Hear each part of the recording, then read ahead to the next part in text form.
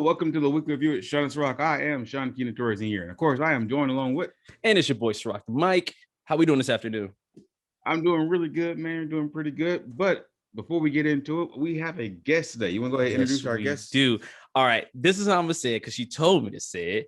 Introducing. All right. First of all, let me just back up a little bit. So, as you know, me and you, I talked about stocks and stuff like that, and through COVID, it's kind of been kind of the main point of focus since most people weren't working or couldn't really do much. And I'm part of this group called Stock Pockets, and one of the administrators, who is Queen B, well, I call her, well, she calls herself Queen B, but Sherri V, the stock market B, perfect, is joining us today to give us a little ins and outs on, as far as stocks for like the everyday people, right? Because we watch stuff on TV and I watch CNN and, they be jibber jabbering and all this nonsense. I have no idea what I'm talking about, but this girl has been a blessing, not only to me, but to many others, thousands of others that are a part of the group and is growing like crazy. So thank you for joining us, Sherri. How are you doing? I'm doing all right. I'm feeling good. You nervous? Well, we want to welcome you to the show. Yeah. We appreciate having you on. Thank you. Thanks for having me. This really is it's exciting, and I thank you guys for having me. I really appreciate it. No problem. By the way, this is actually a pretty good important show because as Serak was telling you, this is actually our 50th YouTube episode. As you said, we've been doing this for over 2 years. Almost it'll be 3 years in October. But our 50th episode, we had Charles Woodson, Hall of Famer Charles Woodson. So I know you know to that have you right after to someone to teach those of us who don't know about stocks and investing, to have you on is a blessing. So yes, it is. Thank you for having you on and leading us to the holiday weekend. But before we get into that, how was your week? Go ahead. Oh no, I'm sorry. No. You go ahead. I know how my week goes. No, you go. Ahead. You go. No, my week was good. I made some money in the market again this week. Damn. I called some puts, and I caught some Tesla calls, and so yeah, I'm feeling good about that. So what? I'm glad you brought that up. Now, what is that terminology, right? So like I watch CNN, they always talk about calls and puts. I'm thinking you calling somebody and you putting somebody down. Like what in the financial sector? What does that mean as far as like stocks? So basically, it's a trading technique that's called option trading. Okay. And so a call would give you the buyer the right to buy 100 shares. 100? At 100 shares. Okay. At the strike price. And so it'd be various the different strike prices that you can pick from. Okay. And then opposite of that is called a put. And that would give the buyer the right to sell 100 shares of that particular stock at the strike price. And so what you're betting on when you do a call is that the stock is going to go up. Okay. And when you're doing puts, you're betting on it that the stock is going to go down. And so you can actually make money in the market every day, right? Right. Because every day either a stock is going up or it's going down. It's kind of almost like a big call if you think about it a little bit, right? Yeah. Are you a person who buys a lot of the before we get into it? Do you buy a lot of the dips? It just depends on the company. So it just depends on who I'm dealing with. Some plays are strictly just it's a run up for the day. It got a lot of volume. A lot of other different things, and I'm just going in and getting in and out on that play. And then some calls are or not necessarily calls, but some companies is a long-term investment.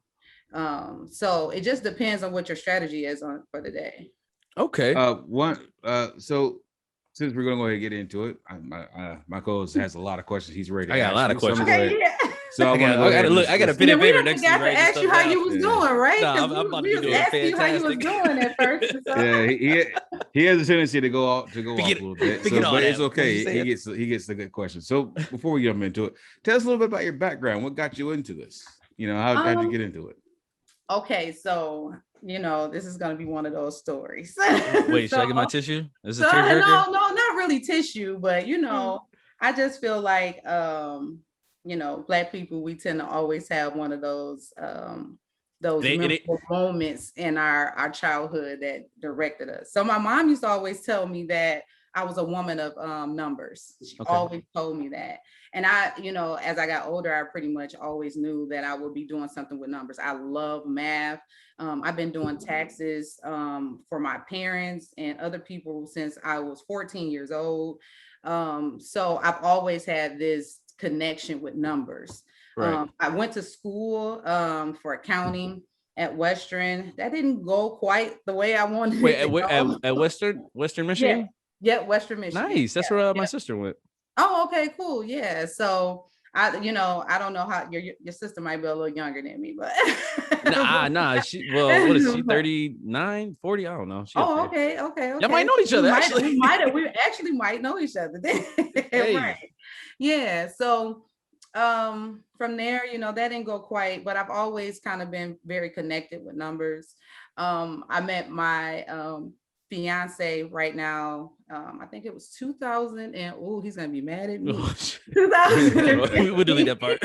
1, 2, 3, carried one. All right, 2015, and he kind of had the same passion. So we was like always looking for things to invest in, better ways to save. You know what I'm saying? Just financial freedom. That was always something that we connected on. Right. And so one time when we're looking into cryptocurrency, we ran across Robinhood, and it's like, oh dude, like we can trade stocks with no commission. Like, it's with no commission. Yeah. Somebody get paid. Somebody get paid. Trust me. They took the little pennies off the top, but but for the most part, that was one of the things that kind of, as a younger couple coming up, that was holding us back. Like, I can't afford to trade right now. Mm-hmm. And so that Robinhood app, it actually was my way in. I know a lot of people don't like Robinhood right now, but if you're a beginner, I suggest you start there. It is one of the easiest and more user-friendly apps to, use.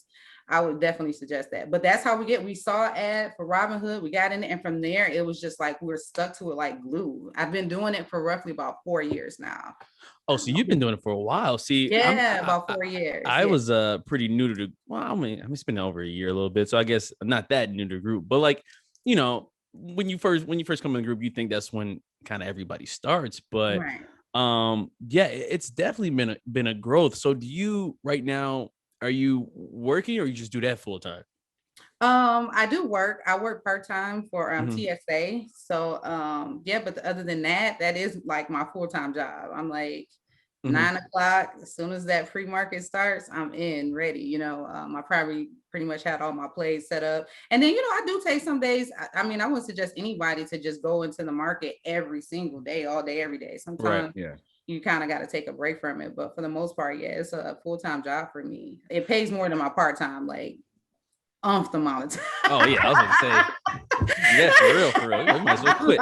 So one of the big things is, like you said, with the upbringing and just like with me and Sean, most Black people don't come from no royalty. I wouldn't say royalty, but, no inherent money coming, especially in America.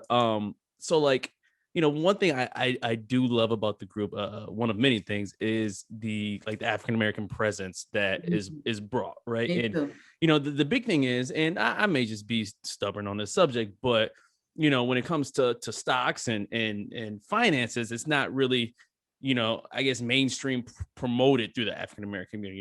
It's always like, well, put your money under the mattress, or don't trust the banks, or which I can respect, but they've had good reason not to. That's the thing. That's the bubble that we're trying. Well, that's the trouble that we're trying to get out of. I agree. I've known even grandparents who put money in the bank, right, and that money didn't come back.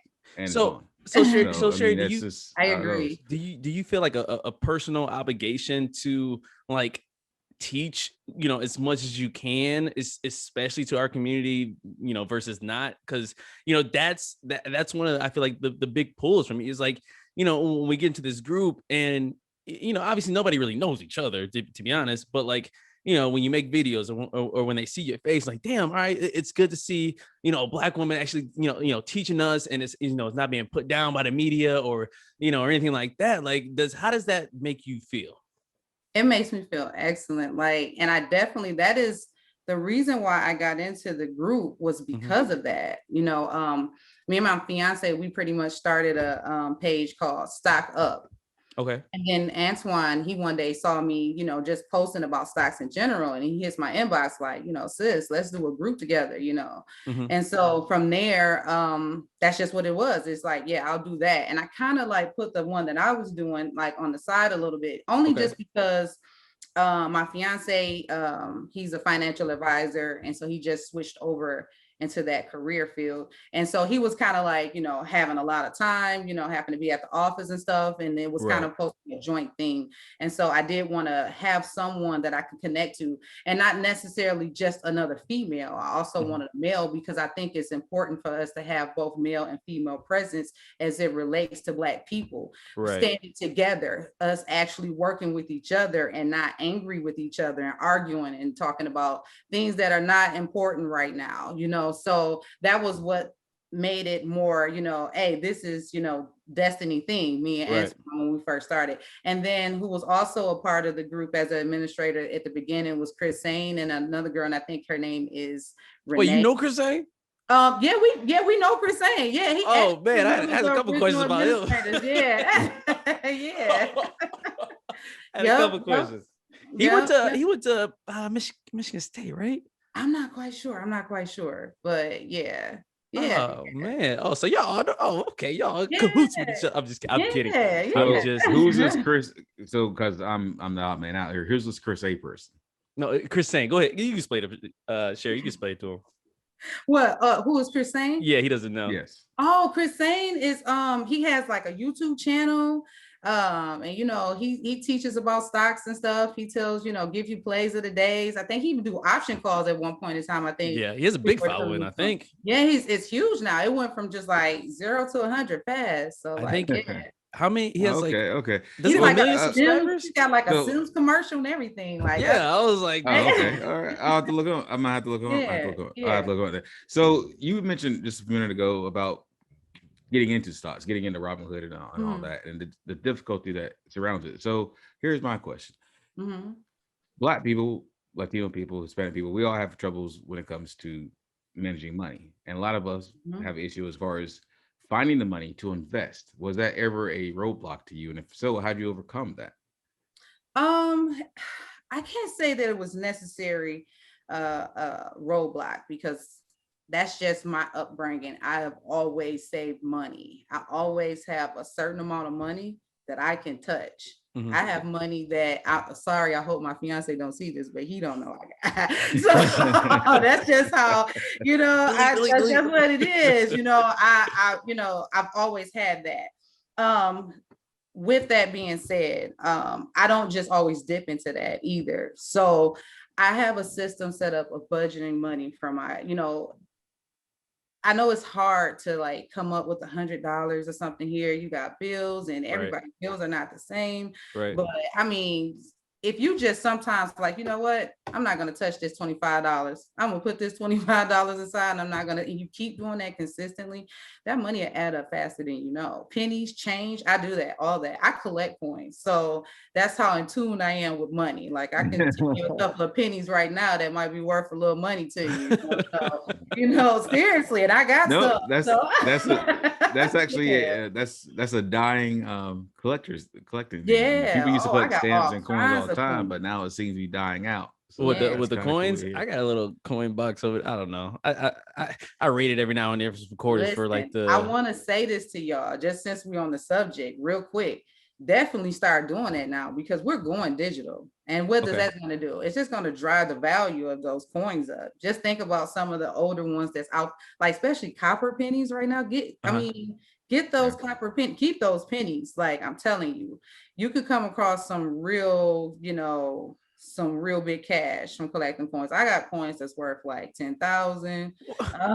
Like, you know, coins out there worth 300,000. Well, do you remember I don't have a $300,000 coin. You remember the 50 state quarters they did back in the 90s? Yeah.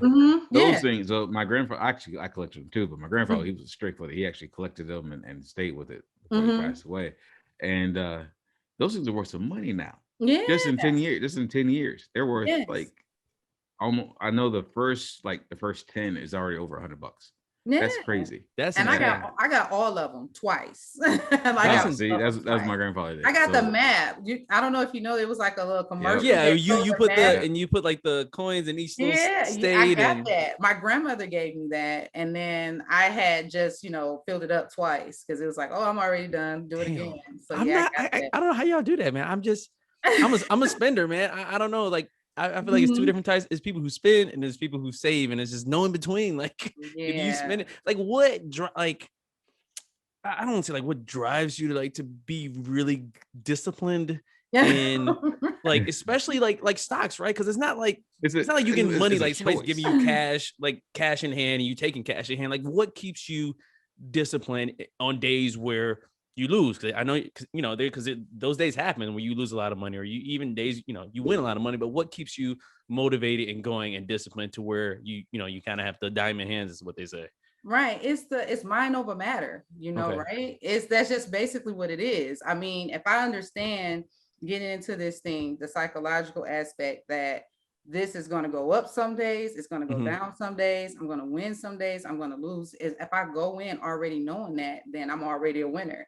I'm not bound by the emotional aspect of feeling like, oh, I lost some money today. I'm not bound by that because I'm already knowing and preparing myself for that. And I think that's where a lot of people fall out of it.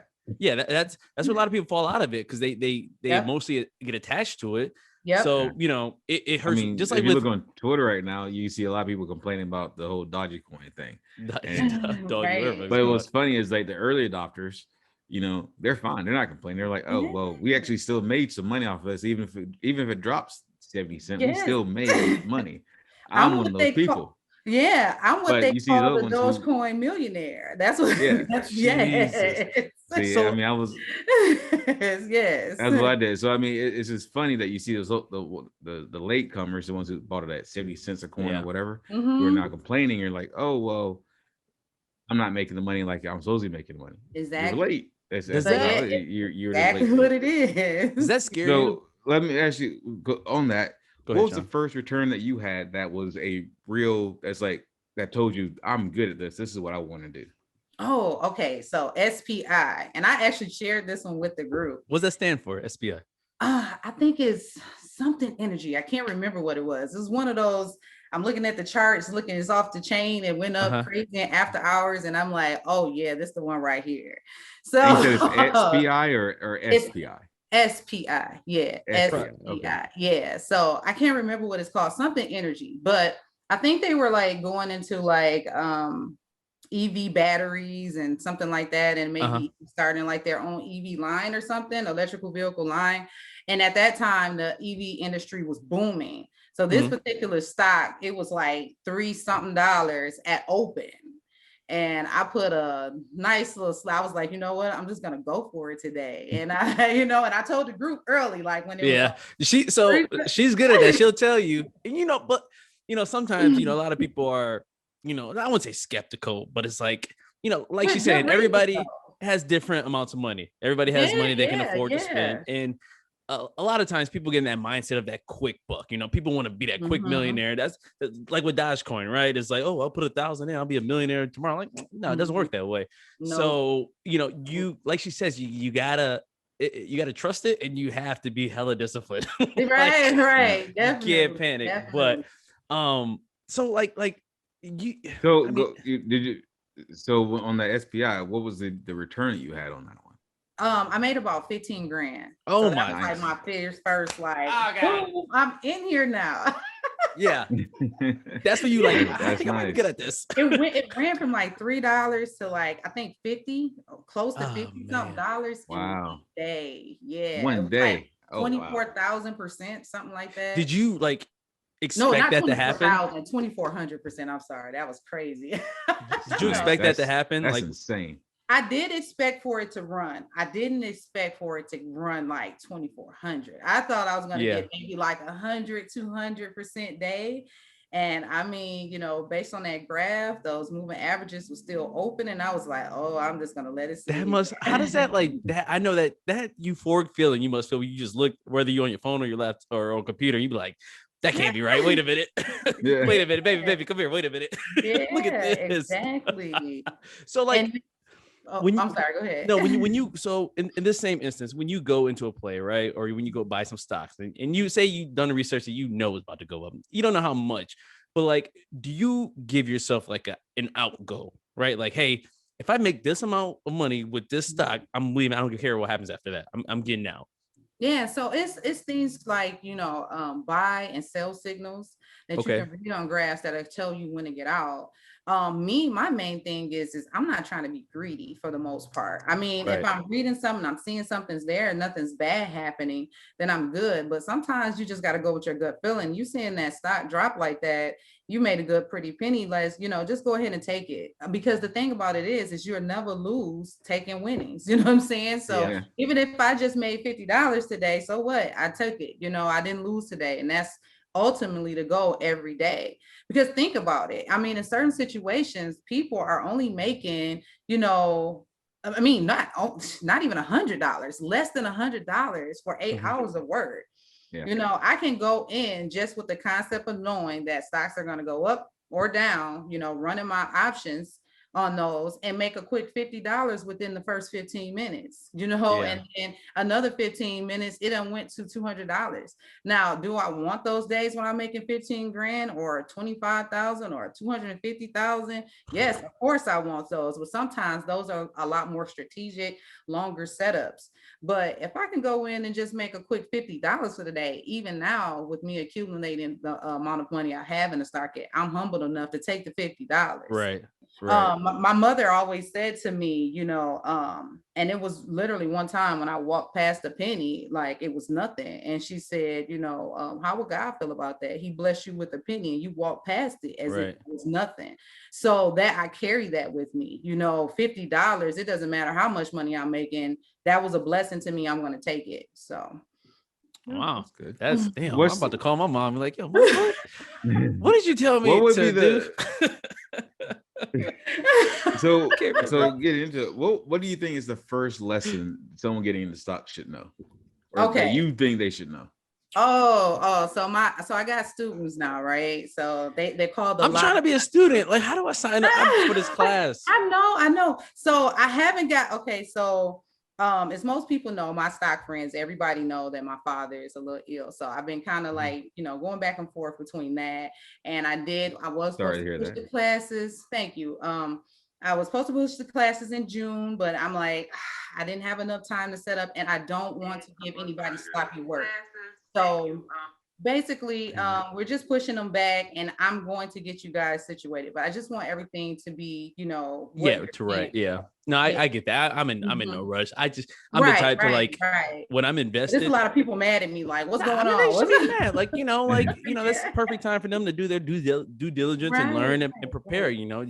I mean, even though you technically will be the teacher, it's like at the end of the day, you gotta teach yourself. Exactly. That's definitely important. Speaking of that, so you're clearly really good at this. At least in my opinion, you're really good at this. So and things are growing like crazy. So do you eventually want to have your own brokerage, or what's the end goal? Because your following is going to keep getting bigger. They're going to keep expecting more and more and more and more. Yeah, I would like to have my own stock exchange. I want to take it there because I want the presence there, and I want both Black men and Black women to come together on something that is so important to us. So you want that's one of the goals, but I'm not necessarily, that's not, something I'm just focused on. The biggest thing that I'm focused on right now is just making sure that I'm reaching people. So I just really want to get these classes going, because a lot of people have told me, I have advisors I'm talking to, and I have them read the material, and they like, oh, this is a $1,400 class, or this is a $2,000 class. I'm not charging that much. I refuse to be that person that's reaching out to my community, knowing my community cannot afford that. Right. I would rather you take that $1,400 and go put it in the market, because that can multiply greatly. I don't need your $1,400, but you do got to pay me for my time that I'm taking away from my daughter. Exactly. But that's it. So have you thought about doing this as a nonprofit? Not you making the money and investing, but the actual classes you could do as a nonprofit, and then you get paid just to do. It's just certain people I don't like in my business. I understand. You know? No, I get it. I can't do everything that I want to for my people if you all in my business. Yeah. No, I mean, that's true. That's true. I know, believe me, I get that one. I understand that one completely. I mean, it's a thought, but probably not. So how old is your daughter? She's 3. Okay, so I mean, I feel like I already know the answer to this question, but I assume you're gonna instill the same, responsibilities in. She already know. Yeah, I was gonna say. Give it a pity test. You guys in the group, but I'm like dead serious. Nella Bean wakes up at like 8:45 in the morning talking about stocks. Like she made sure my computer is up and ready and going on. And so yeah, definitely. I was gonna say like you just throw a penny just to test it. Penny test, give it a penny test, drop on the ground. Like I'm watching. So since your daughter is at home and she's younger, which is a blessing, trust me, it passes so quick. I've got children. Oh yeah, he got a couple of them. It passes very quickly. What did COVID teach you that you can use now? Like during the last year of COVID, I'm sure you were investing. What did it teach you that you can use now that COVID's pretty much going away? Anything? What did COVID teach me? In investing. Is that like, I don't know, like I'm a beast. That's what COVID taught me. Like, I mean, and that's not in a gloating manner because, it was a lot of people struggled during that. But God just was like, man, like, this is it right here for you, girl. Like, it wasn't a struggle for me. And it's such a blessing, like that during times where I shouldn't be succeeding, I'm like excelling way beyond that I would even give myself, credit for. I'm thinking I'm just going to make a couple little money here or, I'm also I cook. So I have like a little cooking business where I sell dinners and different stuff. So you got hands. When do you sleep? When do you take a break? I took a break from that because I felt like this is something that is more important. And I, in my hometown, we got a lot of people doing the cooking stuff right now. And so I would rather just support them, a support to them right now. But this is something that's not in my community, and it's a very apparent because my inbox is just like out of control. So, I just want to really use this to give back. So I think it's something that people ignore, but I know money is everything, but it is a big something. It's because it brings stress. Yeah, it's I can't stay married to you because I'm stressed out about bills all the time. And I'm mad because, I'm making $8.75 and I need you to be making at least $100 an hour because we struggling here. And, I want to give my people that chance to lift that burden, to walk away from some of that spookism, that it is definitely warranted. It's not like Black people are just making up that I put my money in the bank and then they tell me the next day, you don't have no money here, Black man. And and just have robbed our people. The spookism wasn't put in our community from us. We know who it came from. True. They exactly true. Remain nameless. So I empathize with that and sympathize with that. And I want that to change for us. Because most of us have to have bank accounts anyway. If you're going to put your money there, you might as well put it where it's going to give you way bigger return. So I use my stock brokerage account as a bank account. So how do you feel about the whole, with, like you said, everything going digital? Like, what are your thoughts? Excuse me. What are your thoughts on the whole like crypto craze right now? Is that, how do you compare that to normal, everyday stocks? Is that something people should dive into or just kind of be wary? Oh, okay. So I say anything that you're putting your money into, you got to be wary. I'm wary in the stock market, so that's what it is. I really try to play safe with anything you're investing your money in. But the crypto, it's kind of crazy to me. It's a concept that I still don't really understand. It's just like, what is this? For that reason, I'm not that trusting of it, but I would not ever advise anyone else to not get involved in it because, just because I'm scared of something doesn't mean it's something to be scared of. Right. So I know a lot of people make a lot of money. Actually, you know, again, one of my biggest returns was Dogecoin. I've been collecting that. Wait, time out. We're gonna clear this ago. up right now. Is it Dodge, Doge, Doggy, or listen? It's all the above, man. I call it Dodge. Like, oh shit. I call it a dog. I call it a dog. I call it. I used to call it dog too. I'm like, you make me money. Right, exactly. I mean,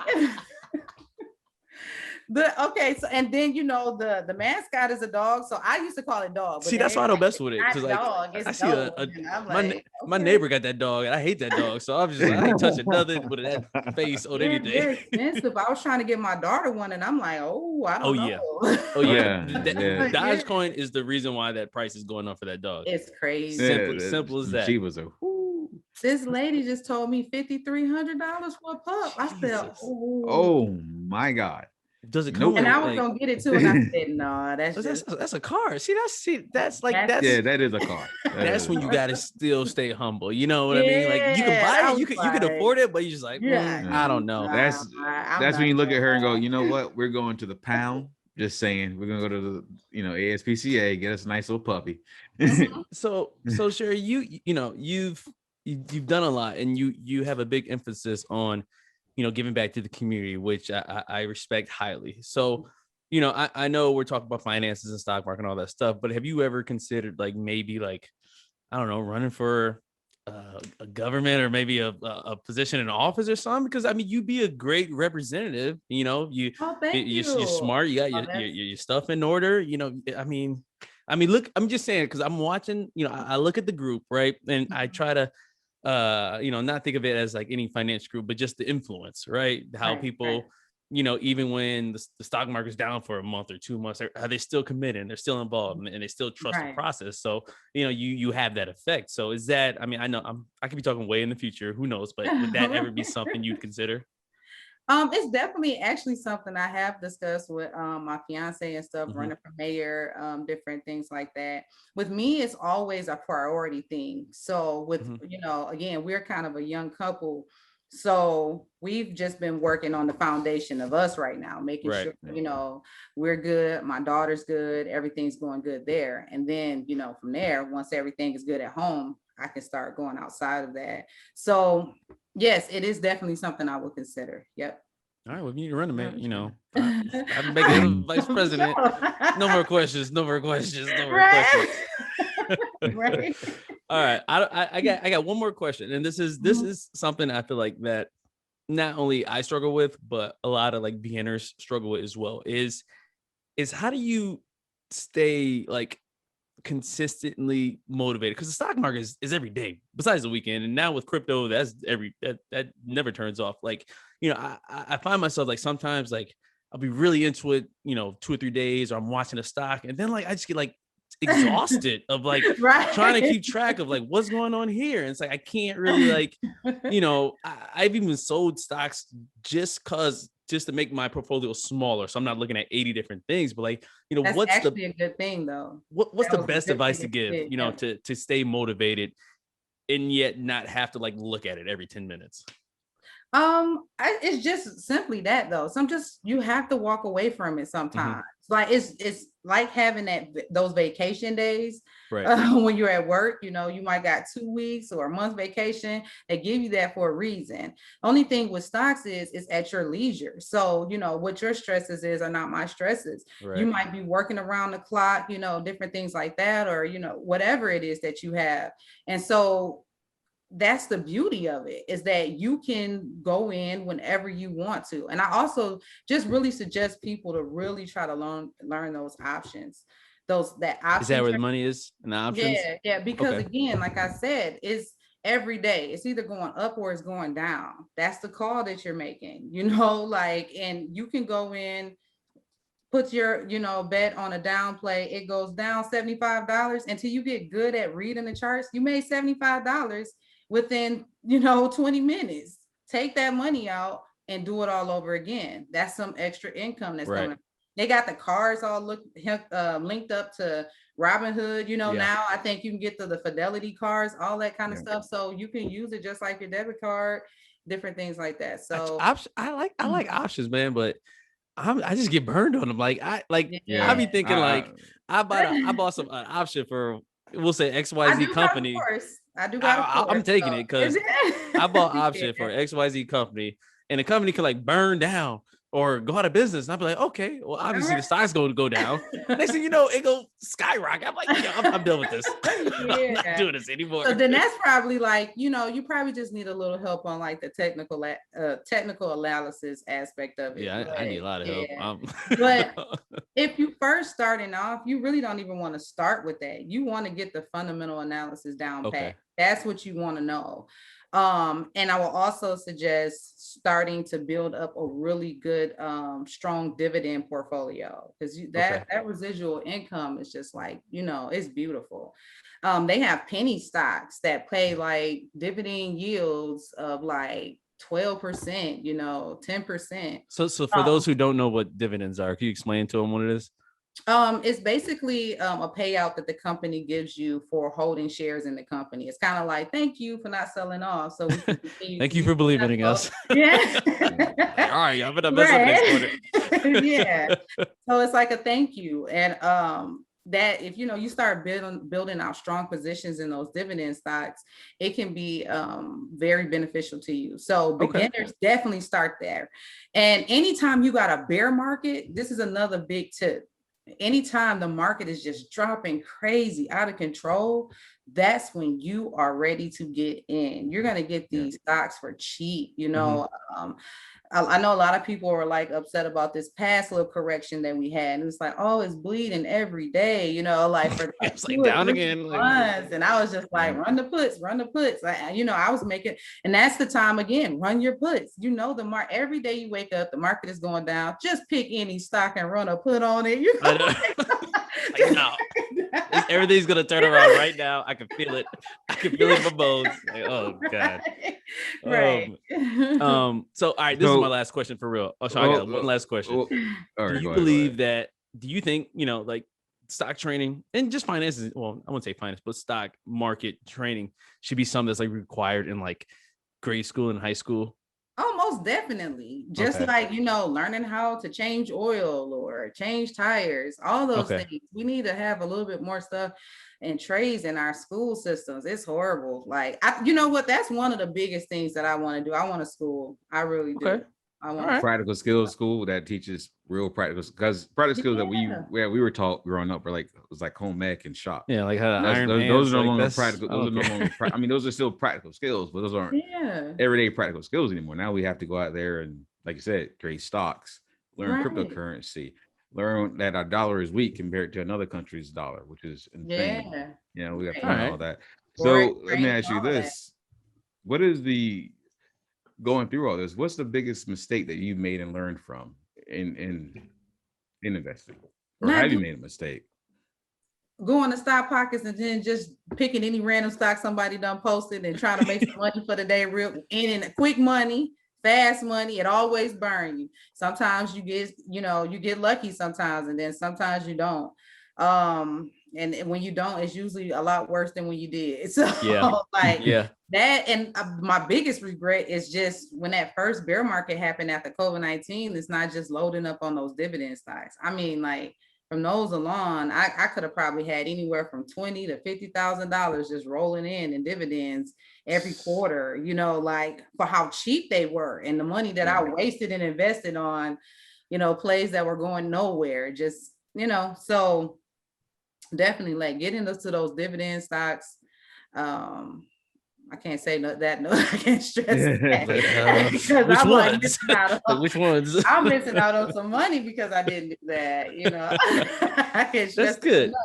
Sure. I mean, like, man, this is, I like I said, and I said this earlier when you came on, but I love that you're on here explaining to like everyday people.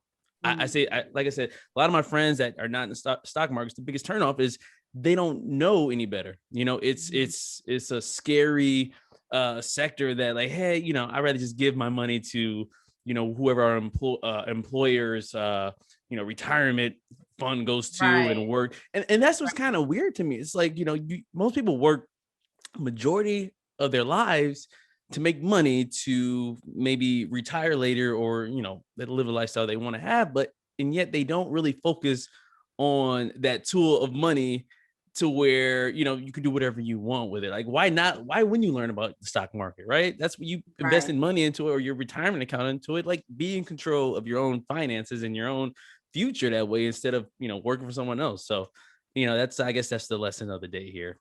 Would you advise someone to, I don't know, do you follow Elon Musk and Pump Chris Pompeo and those other ones who are big in the stock markets, or do you just follow a certain few?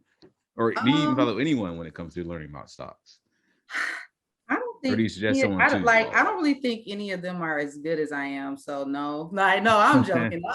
I'm joking. No, anybody knows me. I hate Tesla, and I hate, I can't say that I hate Elon Musk, but he drives me crazy, dude. I do make Tesla plays. I make a nice little amount of money on it because it's so volatile, but not really follow anybody. I'm kind of always moved to the, the beat of my own drum type of person, so yeah. That's good. It's so like over 600,000 stocks, traded every day. Wow. It's so many opportunities that when we're focusing on one particular stock, there's all kinds of stocks that probably ran up 25,000%. You don't know, right, because you're focusing only on the ones that CNN done posted, and all that kind of stuff.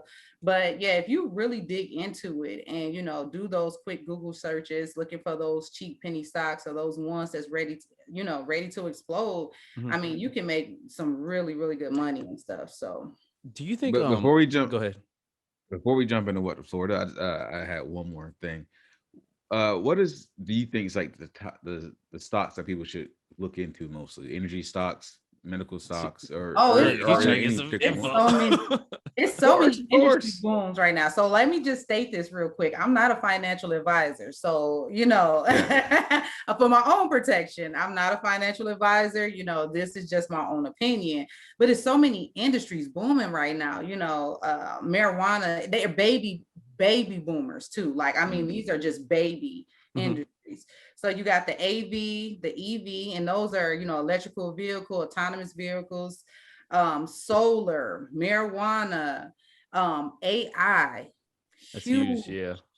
Huge. Get into AI. You have to get into AI. Cloud.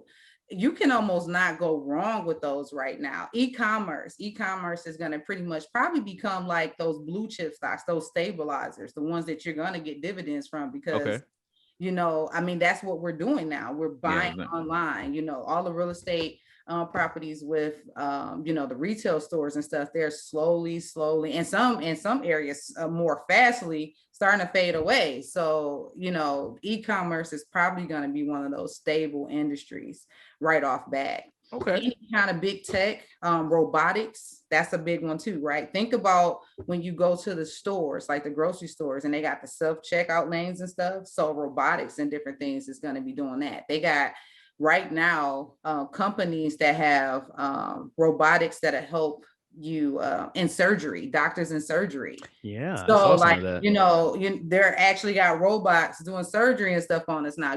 Police robots are coming. Oh shit. I don't know if I'm ready for that one.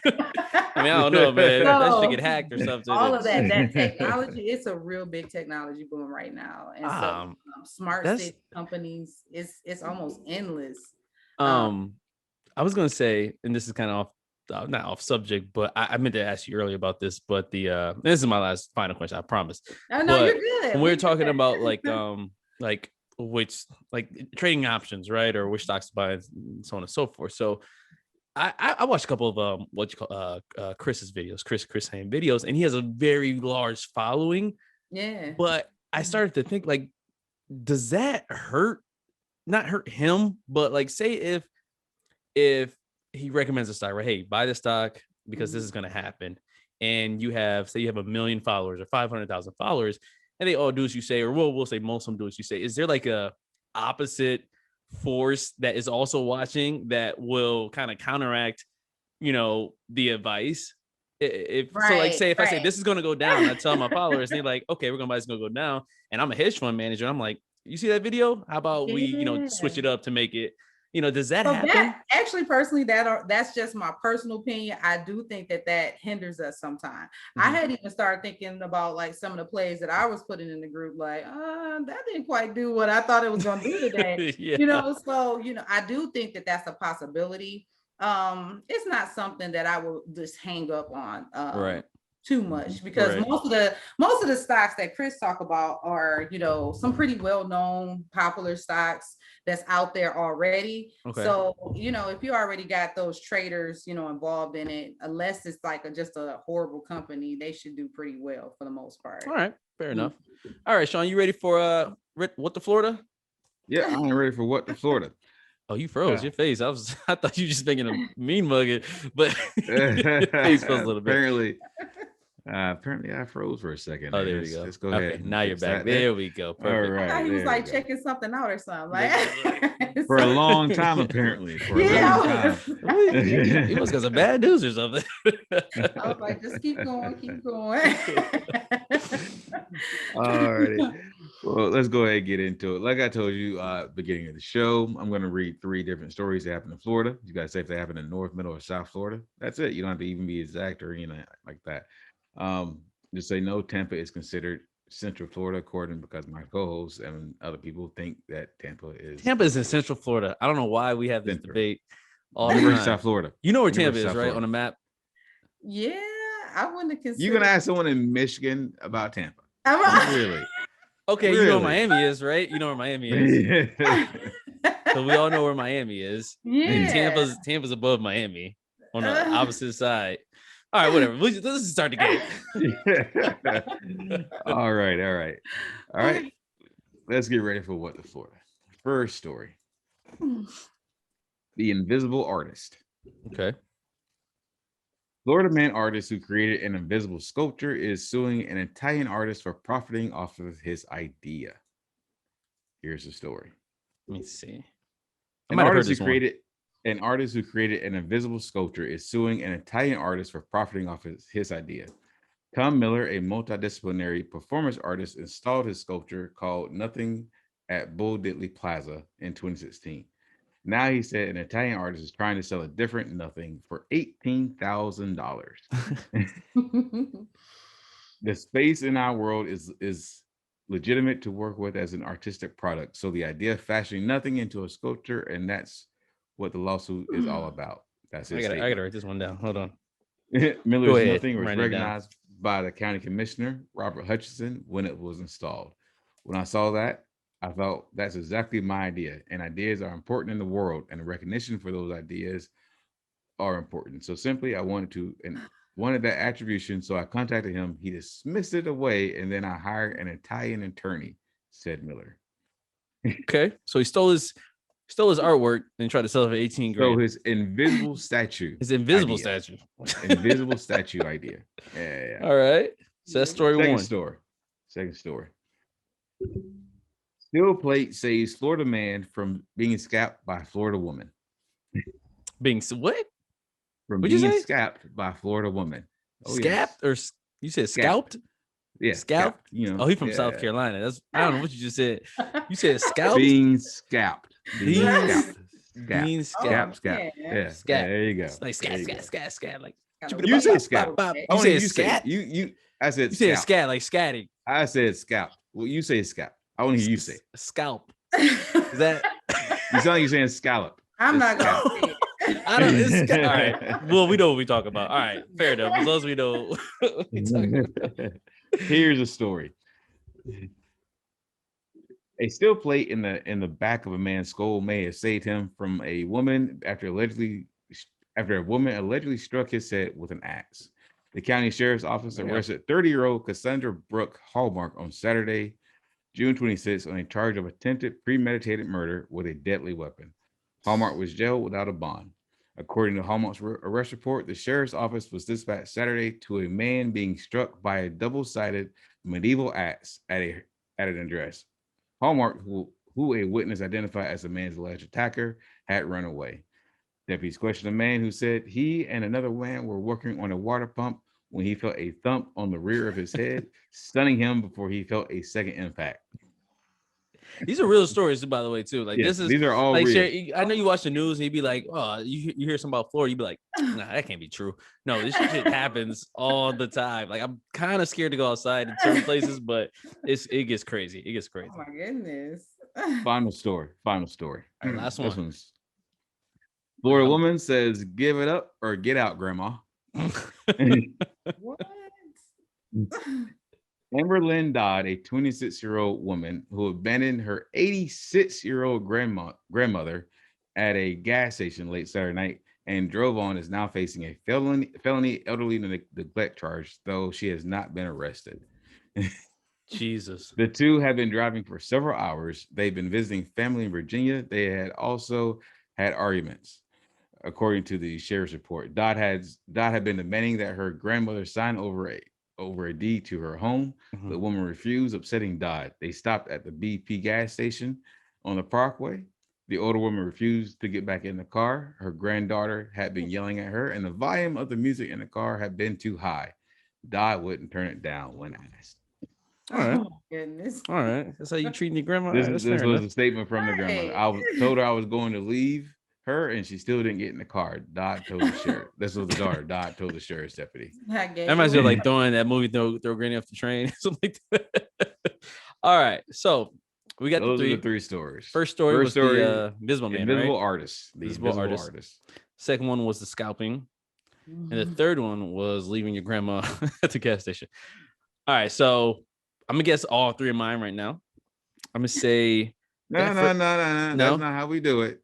He literally changed the rules every week. I do not. This is how we always do it. We have a guess. Look at you trying to guess. Cheat. Already. Yeah. All right. Yeah. He's trying to give you hints. That's what he's trying to do. All right. Go your first. What's your first guess on the Invisible Artist? All right. First guess, dude. I mean, that's some shit they do probably in Jacksonville, I feel like. So I'm gonna go with Jacksonville. I'm gonna go with North Florida. My first guess. What? I was gonna say mid. Central? Mid? Okay. Mid Florida. All right. Yeah. Sherri, you have your first right answer on what the Florida. It was in Gainesville, Florida. It was in Gainesville, Florida. Where's Gainesville? Gainesville? That's in middle. Oh, where college is, man. I don't know Gainesville, University of Florida. Okay. University of Florida. Okay. All right. Number two. All right. The scalping. Do I have to go first? Can she go first? Do I have to go first? All right. Go first. Go ahead. Okay. The scalping. That's probably North. All right. North. All right. I'm gonna say North too. How about that? I'm gonna say North too. You are both wrong. This happened also in Central. It happened in Citrus County. All right. Citrus County. Okay, so 1 for 1. I'm 0 for 2. All right. Number 3, leaving your grandma at the gas station. Oh man. All right. Go ahead. Get out, grandma, or give me your house. That's the South. Where did it happen at? That's the South, yeah. That's some shit. That's some like near a body of water to where like if it goes south, you could just take a cruise somewhere and get out of there as fast as possible. We're going South Florida. Final answer.